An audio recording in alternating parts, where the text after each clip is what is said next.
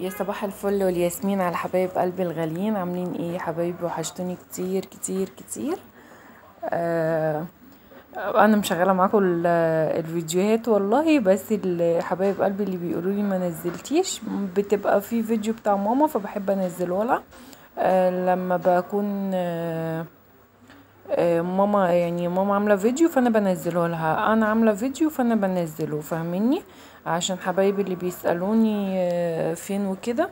فانا والله هو مشغله معاكم ومتابعاكم، واخبارنا هتتواصل مع بعض. لو انا في حاجه ماما هتقولها عني، انا لو في حاجه هقولها عن ماما، فاحنا برضو مع بعض ونوصل اخبارنا لبعض وربنا يخليكم لينا يا رب ويديمكم نعمه في حياتنا.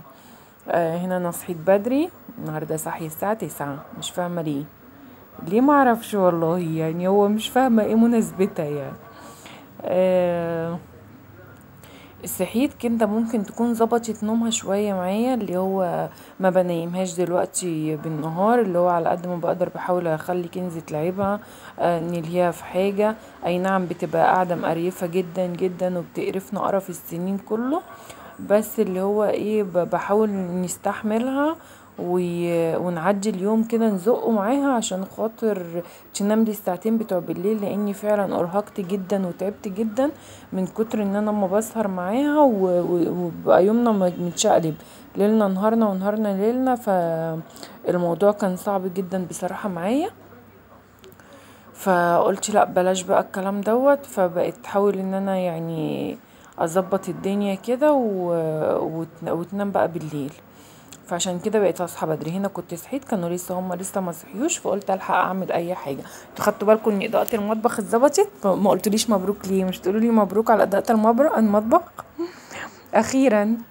هنا صحيت بقى، كنت طبعا مشطبه المطبخ من بالليل، فصحيت الصبح فاللي هو ايه كان كله حماس ونشاط كده ان هو متشطب والدنيا كانت تمام معايا. فقلت له تعالى بقى نخش ندلع نفسينا. فهنا دخلت، كنت زي ما انتوا شفتوني كده دبلت بصلايه، قطعت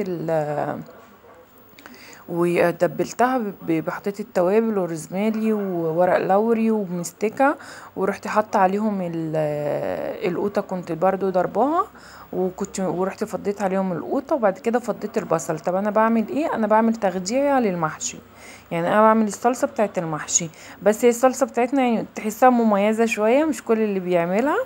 ان احنا بنحط البصل يعني نحمر جزء وبعد كده نحط القوطة وبعد كده ندلق بقية البصل ني.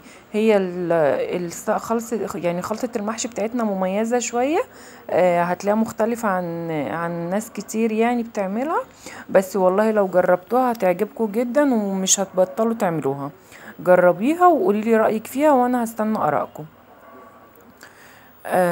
بس وبعد كده طلعت بقى، كان عندي كارع كده في الفريزر، رحت مطلعاه قلت اعمله معاها. هو بابا كان عايز ياكل فراخ جنب المحشي، بس بصراحة انا ما قدرتش انزل، كان الموضوع بالنسبة لي صعب ان انا انزل، هما لغاية دلوقتي كانوا نايمين، فاللي هو انا لا خليني بقى انجز اي حاجة بدل ما انزل واطلع والجو دوت. فلا، فقلت لا بلاش فراخ بقى، نعمل الكوارع المرة دي، والمرة الجاية ابقى اعوضها لك تاني بقى في فراخ. اول ما جه فضل متأثر بصراحة، بس مش مشكلة بقى، المهم ان انا نجزت يعني. هنا سبتهم بقى التغذية تتسبك والكوارع تستوي، وخرجت بقى على الصالة. بصوا الصالة بتاعتي ما فيهاش حاجة، بس كان فيها تراب ناعم كتير، فكانت مضايقاني جدا، فكنت حاسة ان انا نفسي اولع فيها، مش فاهمة ليه. ومفرش دوت حسيته ان هو زي تعمق كده من التراب الناعم، معرفش ليه حسيته مطرب. هو مش مبقع ومفيهوش حاجة، لان احنا يعني قعدتنا في الصالة خفيفة، ما بنقعدش فيها دايما. غير ان كنزي وكندا بس هما اللي بيخرجوا يلعبوا فيها.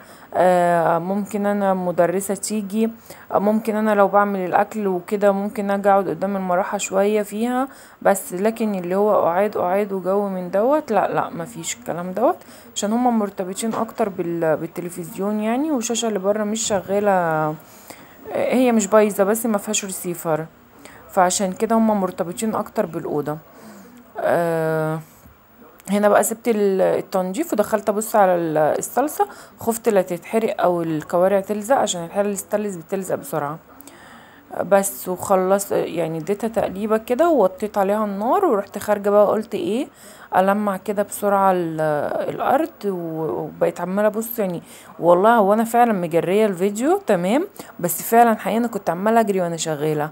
يعني أنا كنت بجري، بصرف النظر عن تجرية الفيديو أنا كنت حقيقي عمالة شغالة على أعصابي، ادي بسرعة.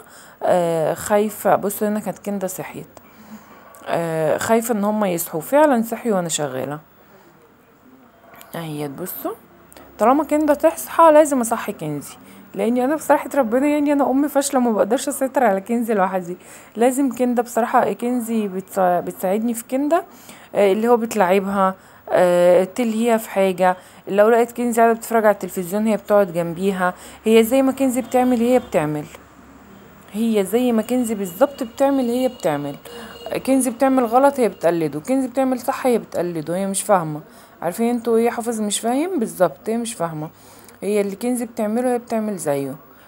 فطبعا لما كنزي بتبقى نايمة اللي هي بتفضل ايه، بتفضل تهري فيا انا، اللي هو تفضل تلف ورايا بقى. مطرح ما انا رايحة، طيب مام، طب امبو، طب عايزة تألف بقى. عارفين انتوا اللي هي ايه، انا بطلب حاجات مش موجودة. يعني ممكن ما بقاش عندي اروح تقولك عايزة اروح، عايزة شوكولاتة، طب هاتلي بيبس، طب عايزة شيبسي، اي حاجة اللي مش موجود وخلاص. هنا بصوا منظر الريسبشن الصالة بتاعتي بقى بس عامل ازاي، بجد ريح لي اعصابي. اهو بص كنت نضفت والاوضه كانت جوه نضيفه، فبص كنت بصراحه مرتاحه. شلت المفارش بقى. هنا النور كان قطع اسفه. بصوا هنا كان النور قطع، فكانت الاضاءه بصوا هي حتى باينه. فقلت استغل لما النور قطع ورحت قاعده بقى كده. انا كنت المفروض ان انا داخله اقعد قدام التلفزيون يعني، واور بقى بتاع من خلاص خلصت اللي ورايا، فلقيت النور قطع عليا. فبرضو قلت اشغل الدنيا كندا كانت بصوا قاعدين قاعده بتنقرني. هنا اول ما النور جه بقى قلت اقوم اغسلهم على طول. طبعا انا طول ما النور قاطع انا ما عنديش ميه، لان انا الميه بتطلع بالموتور، فطبعا ما عنديش ميه طول ما النور قاطع. فانا خلصت وفضلت قاعده مستنيه لما النور يجي. وانا ما بحبش بصراحه البذر بتاع البتنجان، بحسه ان بيلسوع كده مش عارفه ليه. يعني بيقرص، ما اعرفش، عامل زي النمل بصراحه. عشان الحديد تقريبا اللي فيه، نسبه الحديد اللي فيه هي اللي بتخليه يعمل كده. فبقيت انا قاعده بصراحه مش طايقه ايديا، بس اللي هم باليد حيله مش هعرف اشطف ايدي واسيب الحاجه فبقيت قاعده، وانا بقيت قاعده زهقانه وحرانه اصلا النور قطع، وكان الجو بصراحه رخم قوي والجو حر. فعشان كده قلت ايه اول ما النور جه بقى رحت بصوا زي ما انتوا شايفيني كده. والله فعلا حقيقي انا كنت بجري يعني، ما كنتش كنت عماله شغاله على اعصابي ليه مش فاهمه. عايزه اخلص بسرعه وعايزه الم الليله وحاسه الحوار هيزروط مني وهيوسع مني، فبقيت عايزه المه بسرعه. هنا قطعت الخضره وغسلتها، وهنا بقى كنت بغسل الرز. يعني غسلت الخضار وبعد كده قطعت الخضرة، وهو الوقت بغسل الرز. وهعمل بقى الخلطة بتاعت المحشي على طول. هحشيه بقى كده، وقلت ايه نقعد ناكل بقى ونتغدى. بس للاسف ما عرفتش اصور لكم الغدا. التليفون كان فاصل وانا كنت غرفت ومعرفش ان التليفون فصل. ف فاللي هما ما سبروش طبعا، هما شافوا الاكل خلاص ما مش هيستنوا، فعشان كده ما عرفتش اصوره معاكم. بس انا جبت لكم يعني كل تفاصيل. هنا كانت الكوارع شربت الشوربه بتاعتها كلها، فقلت ازودها شويه. بس فانا هنا سبتها بقى، هي ولعت عليها تغلي عقبال ما. هنا كنت بحط لها فلفل اسود. بصوا كندا واقفه لي فين. هي بمجرد بس ان كنزي تختفي من وشها في حته او تتلهي في حاجه، هي بصوا لازقه تحت رجلي، ملاش دعوه انا بعمل ايه وبروح فين، ماليش دعوه. بص بقى ماسكه القلم وعماله بص عايزه تشخبط في اي حته. اهو بص اديني خدته منها. اهي بص هتروح تاخد المقشه وتروح تقولي كلم. هتلمي ايه ما تفهميش، بس هي تاخد المقشه وتقولي كلم. بس هنا كنت بحيق بقى التغذيه بتاعه المحشي وبتبله وبحط التوابل. هنا كنت قاعده بحشي اهوت. خلاص بقى انا كده خلاص خلصت، كنت قاعده بحشي عماله اقول لكنزي اظبطي التليفون، وكنزي ولا سائله فيا. هنا كده كانت كندا شافتكم فبتقول لكم هاي. لما بقول لها اظبطي التليفون فخدت بالها، لكن هي كانت بتلعب مش واخده بالها. هنا هو المحشي كان بيغلي، وادي الكوارع اهيت خلاص كده